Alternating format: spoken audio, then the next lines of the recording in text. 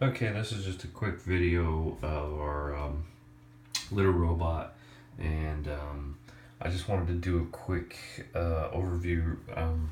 We've had this little robot for roughly 8 years now.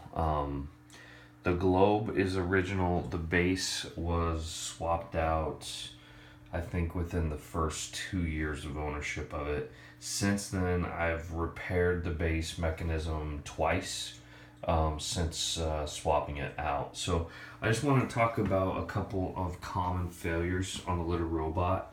Um, First off, let me just go through what I've had to replace on this since we've owned it for 8 years. So I've had to replace the base, like I said, once due to the motor assembly locking up on it as it rotated, and subsequently after that, the new base motor failed again within another couple years. And so instead of changing out the whole base, which was, I don't know, I want to say 100 and something dollars on Little Robot's website, or Pet Care Products, whatever their website is, I forget the name of it. I ordered the motor itself and tore apart the base and actually just changed the motor out. It wasn't that difficult to do. So two motor assemblies basically. The circuit board on the front that failed at one point, and I don't remember what the mechanism. I think it just died. It couldn't get anything to happen, or I couldn't get the buttons to work on it.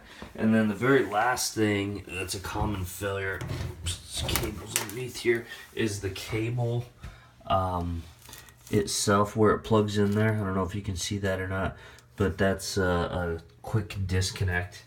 The contact in there gets rusted, and eventually, I just took a nick out of my hand. Eventually,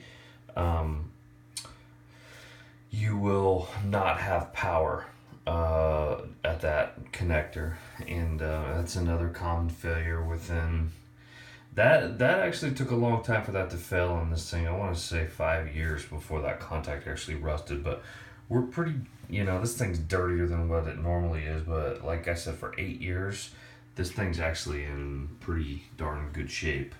A lot of these things you'll see out there within the first couple of years just look trashed.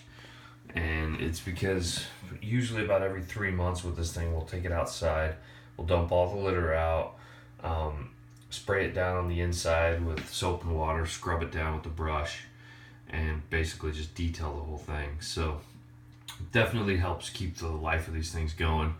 The ammonia, the cat pee ammonia, is really what tears these things up. It gets down in the motor.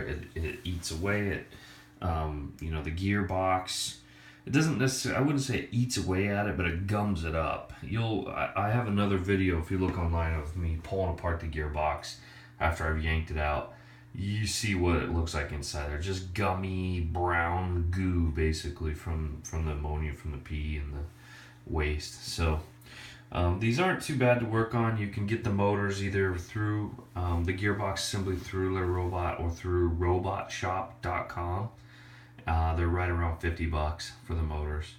So I would do that before I would shit can this thing, because these are over $300 new. So don't be afraid to repair it on your own.